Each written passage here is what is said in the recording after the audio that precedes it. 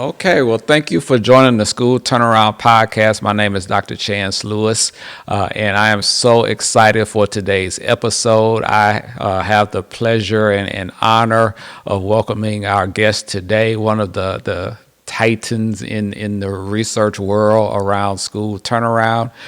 So happy to have Dr. Beverly Irby of Texas A&M University as well. Dr. Irby, thank you for joining us today. How are you today? Just fine. Thank you, Dr. Lewis, and thank you for having me.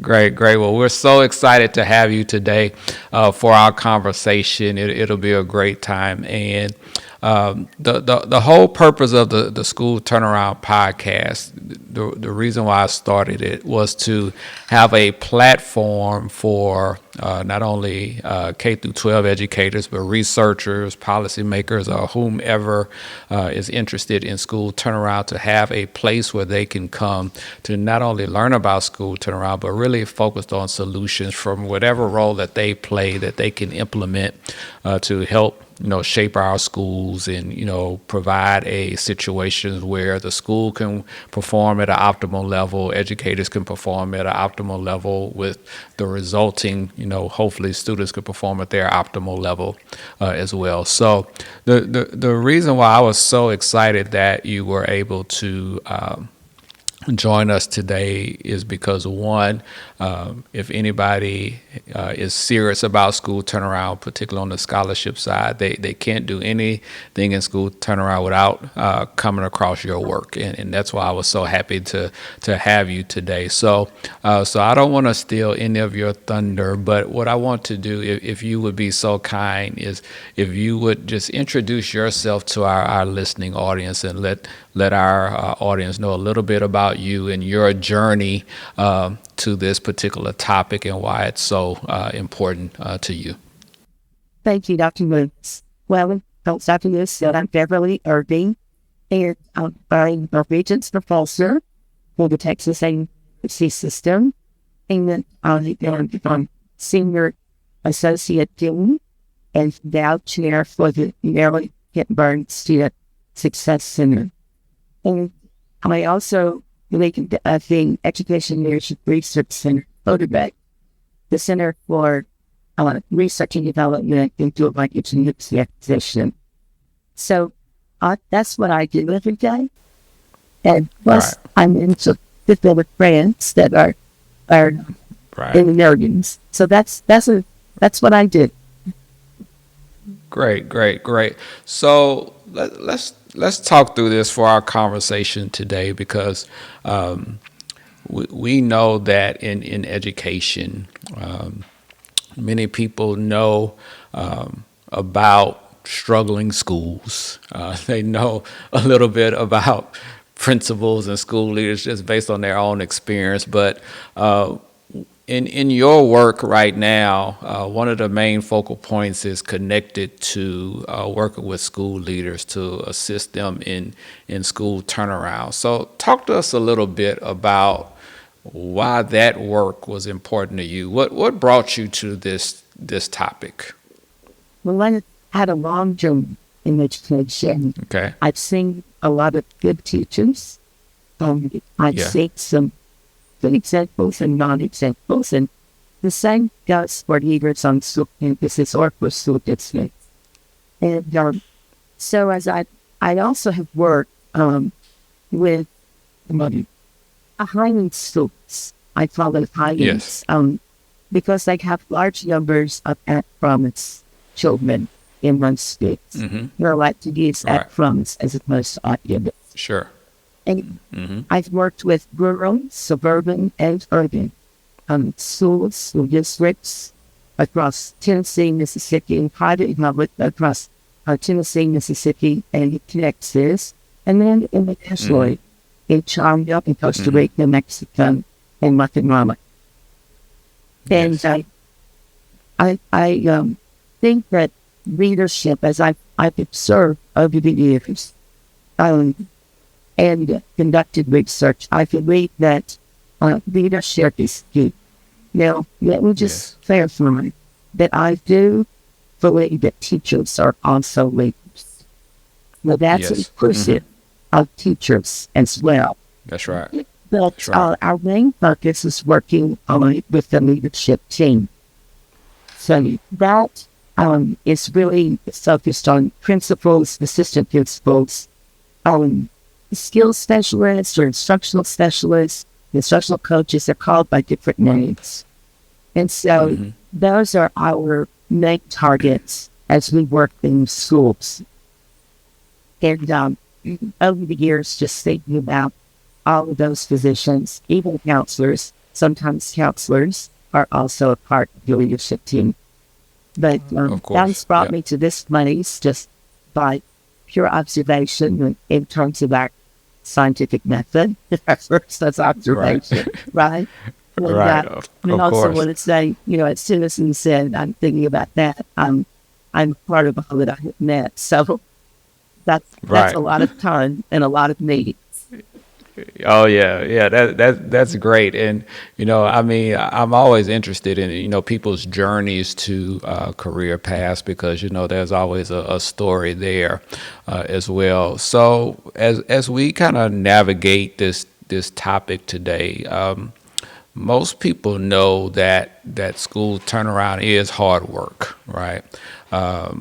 So, based off of your experiences and your work, and your research, and your many grants that you have, in your opinion, let's talk through that school leader situation, right? Why, in your opinion, do you feel school leaders struggle with leading the school turnaround process? Because we hear about, in on the ground in schools where a school leader is appointed to principal or whatever their role is, and then they're maybe there only a short time, right? So my question is, why do they struggle, you know, as a whole?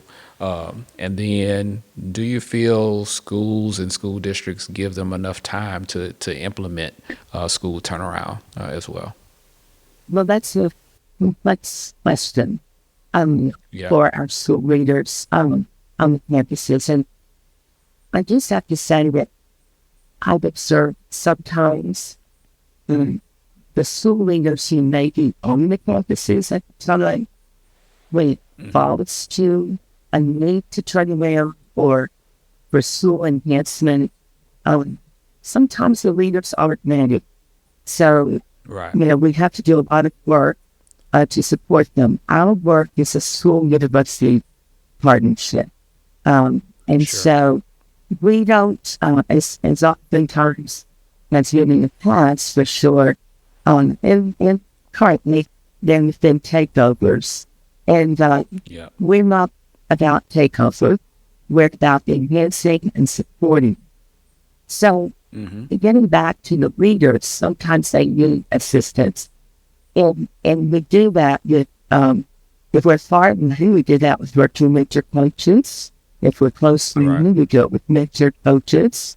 And I say mentor Okay. coaches because, coaching one has a piece of mentorship, but not much. It's a short-term type of assistance and tasks that have to be accomplished. And mentoring is Right. more of a long-term relationship. And so we use mentor coaching in the work.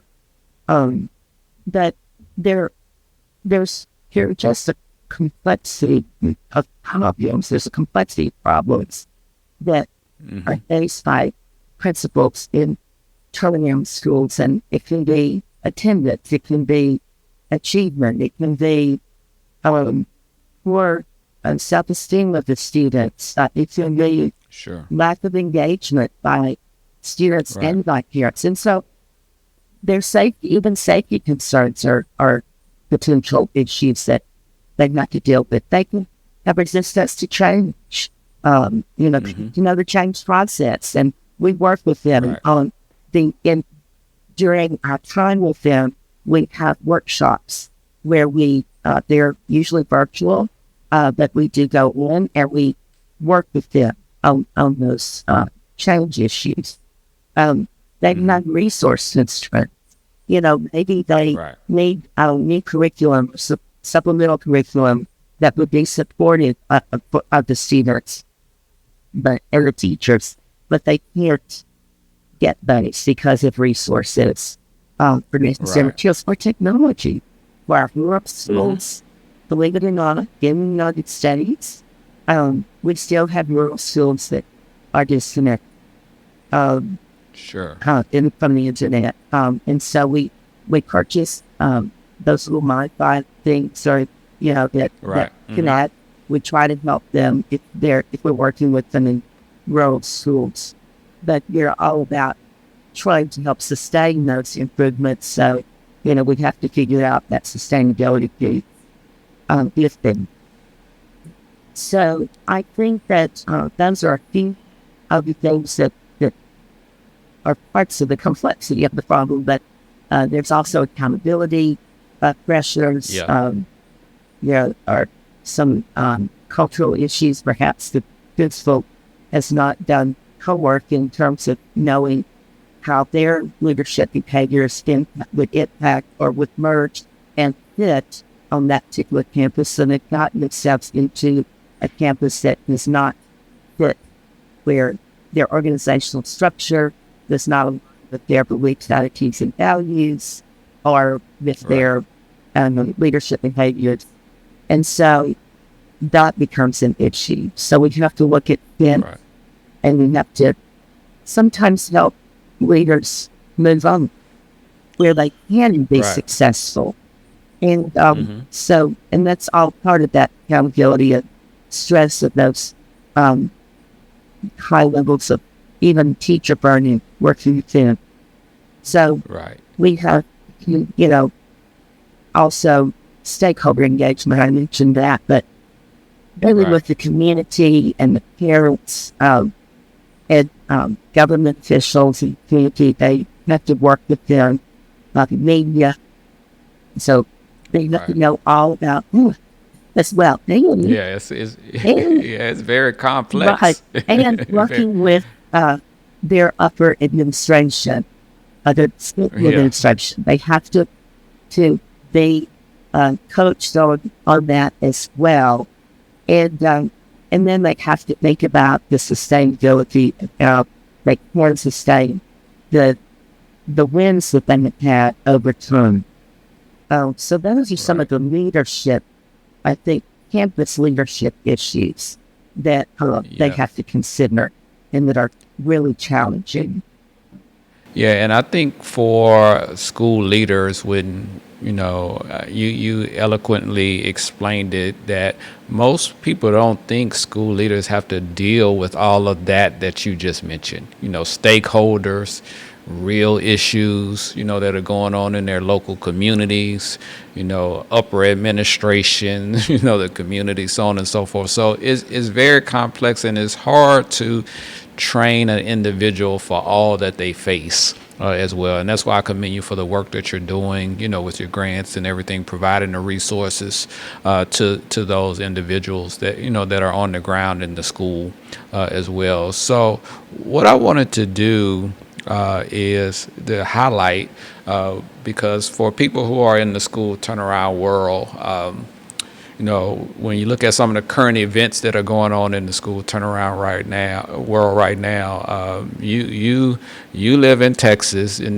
the Houston area, and actually right now that is probably one of the most high profile, most watched school turnaround issues in the country right now. So if you can just give our audience, because since that is kind of the epicenter right now of school turnaround, give us a little brief overview of what's going on in Houston and why it's so important for our listening audience to pay attention to the school turnaround initiatives there, and particularly for school leaders that are watching as well. Thank you. Thank you, Dr. Chancellor. We do live very close to Houston. We've worked in Houston.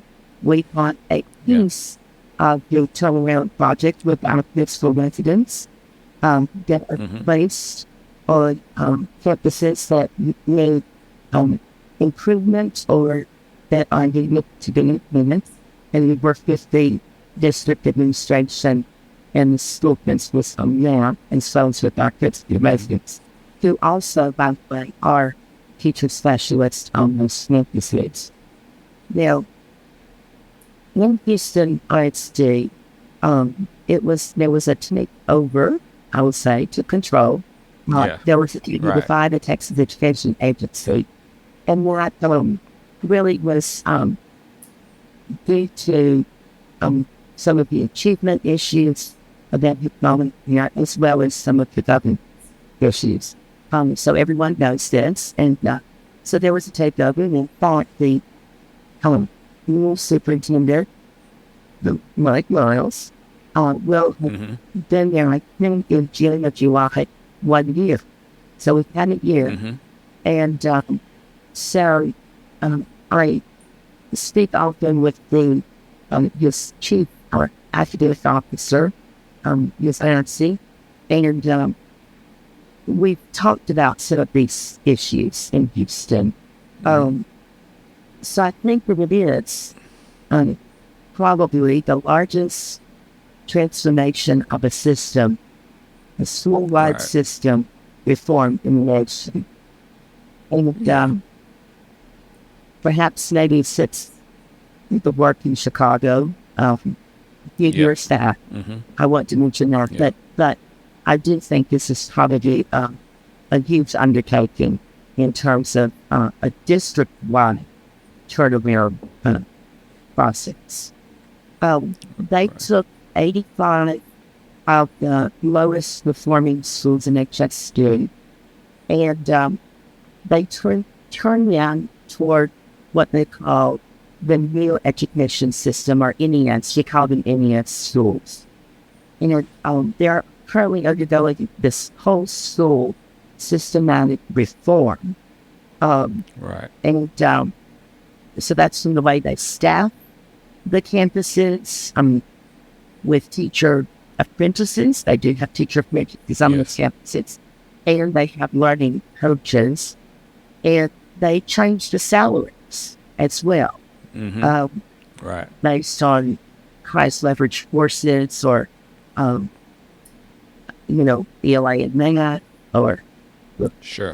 they're looking at lesson plans being provided, and in order to, I just want to say this is an experiment, really, that they're doing. Yeah. It's a real experiment, real time. experiment. And Right. so, Right. if I wanted to come in and do something as a researcher in that, and go in and work with their leaders in that experiment, it would somewhat contaminate that experiment. So, I don't course. think that, and I understand that. So we work on the side of our preparation and their succession plan, as well as some of their professional development. Welcome to the 2024 International Conference of Urban Education in Cancun, Mexico. A convergence of visionary educators, thought leaders, and innovators from around the globe. Welcome to Cancun. Welcome to Cancun. Give yourselves a round of applause. Engage in groundbreaking discussions, interactive workshops, and networking opportunities. From urban education strategies to fostering inclusive learning environments, this conference offers insights that reshape the future of education.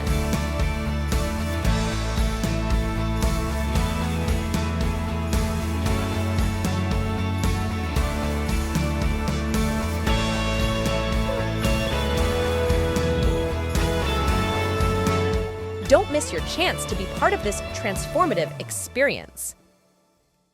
So we work on the side of our preparation and their succession plan, as well as some of their professional development. We have virtual mentoring and coaching online. We have a mentoring and coaching academy. We have massive open online professional learning, virtual professional development, and virtual professional learning meetings. And so we work with them on that as well. They're part of that. But I do not work with them on their school turnaround. They have their own model, and I fully understand in a research situation or seeing if this is going to work or not work, you have to be pure to your model, right? That's true. That's true. That's true. Yeah, you have to be true to it. And with working with teachers, particularly. Yeah. So I really admire the work that you do. and our work Thank you. merges together. That's Yes. really exciting to be part of Yes. this. Um, Yeah, and I think that's important as you kind of look at where we're going, in that real time of this experiment. And I want our audience to really pay attention to what's going on in Houston because depending on the implications and ramifications there, I think we will see some kind of ripple effect, around the country based on that. So based on time for today, what I want to do, because so many people come to the podcast looking for solutions, right?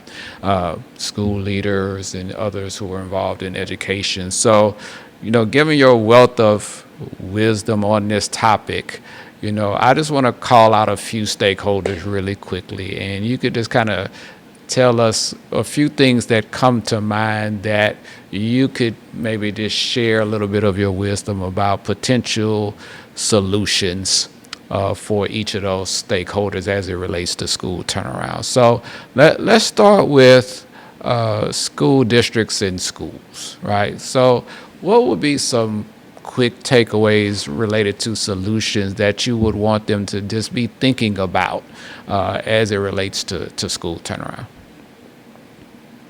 School district and school zone. First of all, I'm going to probably talk about this more generically in our 13 steps Yeah. or 13 items that we really Sure. promote for our school enhancement or school turnaround work that we have found research-wise to work. So, first of all, you have to have and for us, because we're at the university, we have to have a very clear and clearly outlined school university part that Of course. builds trust. Trust has to be built, and it doesn't happen overnight. And I think you Right. mentioned something about that. You can't do things Of course. overnight with kids. Right. And I will say one thing. I know that Houston, going back to Houston for just a minute, as the district is looking for, and they're talking at their testing. They tested out in December. So they had some great results in terms of student achievement. That they, I think that they're looking for wins within the year, and that's course. good. I do Yeah. want to say, as a cautionary note to everyone who's listening, that really programs, any type of program, if you're putting in an early childhood program from some major Right. company, and you're going to test, see whether it works or not. In my work with evaluation, it takes about 3 years to really choose a Right. program. And oftentimes in schools, and I'm guilty of it, I mean, the Yes. principal, the superintendent, the teacher, we'll say, Right. we try this program and we out the didn't window work. in the semester, Right. It doesn't Right. work. Exactly. So I think that we have to think about that long-term sustainable work and check it out. And I know we don't like to do that in schools. We want Right. a quick assessment. And, we can do that with what we call a root cause analysis. But we expect to have, and I would urge everyone to not do just the internal root cause analyses in their schools, but also to have an external group come in and conduct a root cause analysis. That's important for school districts to consider and schools to consider as they move forward in this work.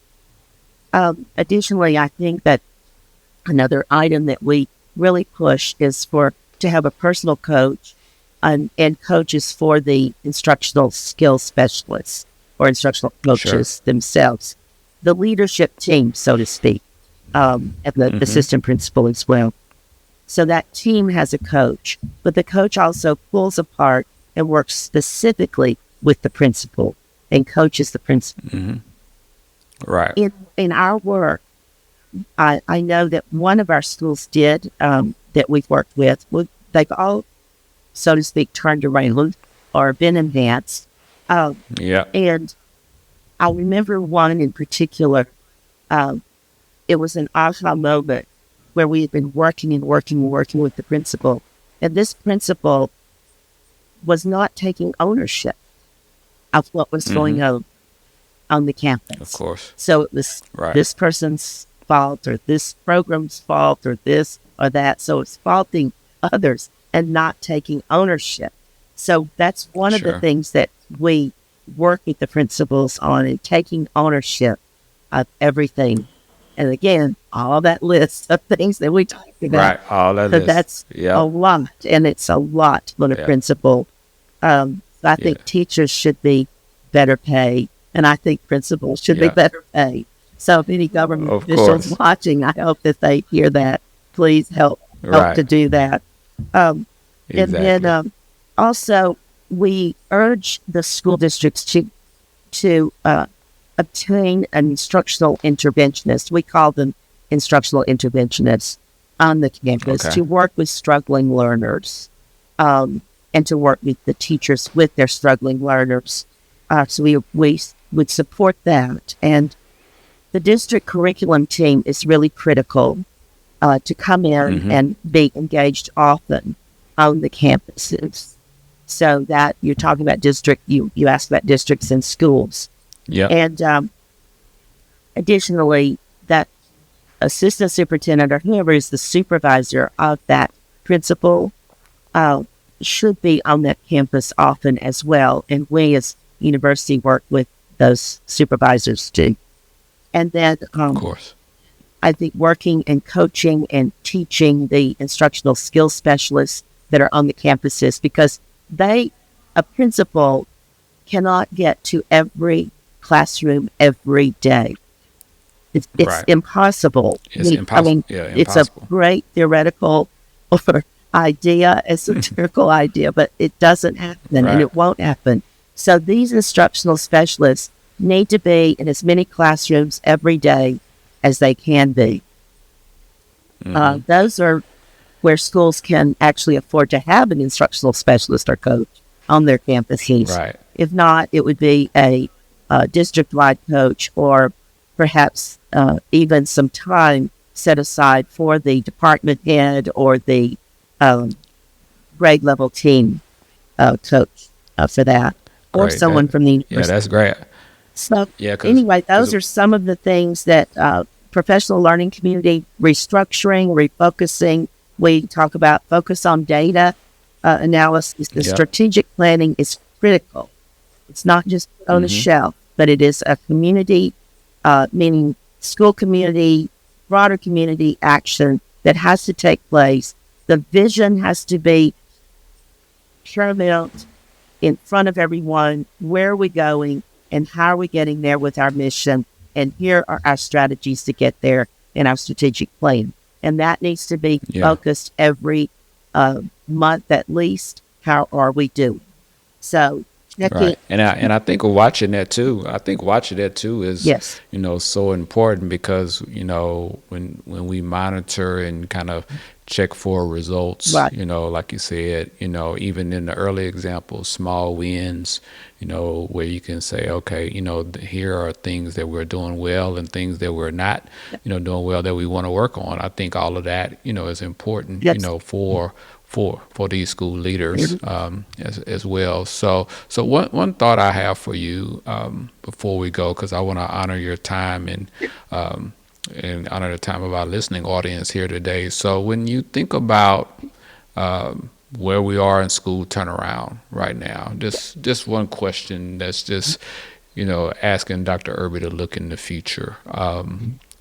What do you see the future of school turnaround going in like your 30-second version of where you see school turnaround going in the future as well? I think that we're going to be looking at the school turnaround model and school enhancement as we move into the future.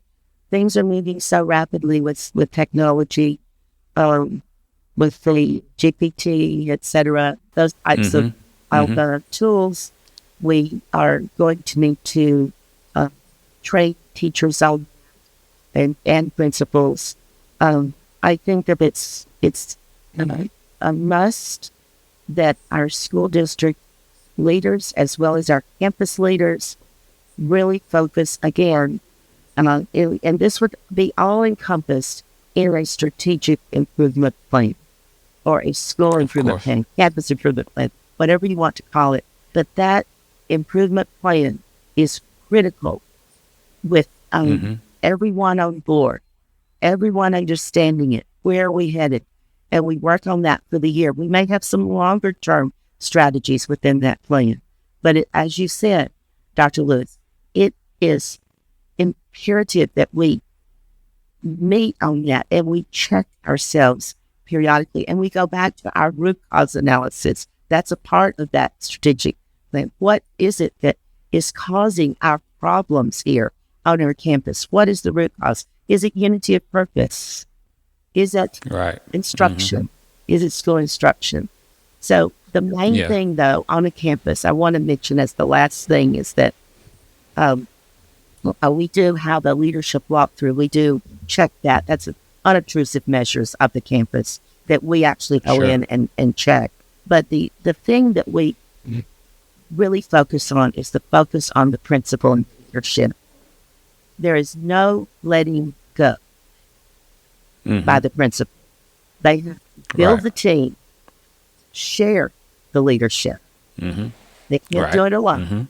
They have to build the team, share the leadership, and keep the focus on the work of creating instructional capacity with their teachers to improve the education of the children and the achievement of the children. Yeah, you said a lot right there, and we're going to make sure we highlight that over and over for people to hear, because a lot of times for these school leaders, they don't take or put full value in what you just listed there. And so we're going to do the part on our end to make sure what you just said gets out, to the world. So when school leaders look in, on this, they can, keep that at the forefront, of their mind, as well. So it has been such a pleasure having you on the show today. Thank you. I'm always honored when we have, our conversations as well. I'm a big fan of yours and the work that you're doing as well. And I know we met for a lot of reasons that we talk about as well. So as we look at this, I just want to thank you for joining the podcast today. I really appreciate your time and sharing this wisdom with us today. So just thank you. I truly appreciate you for being here today. Thank you, Dr. Livingston. Thank you to you Okay, and my thank you. team. Thank you. Okay, thank you so much. Take care.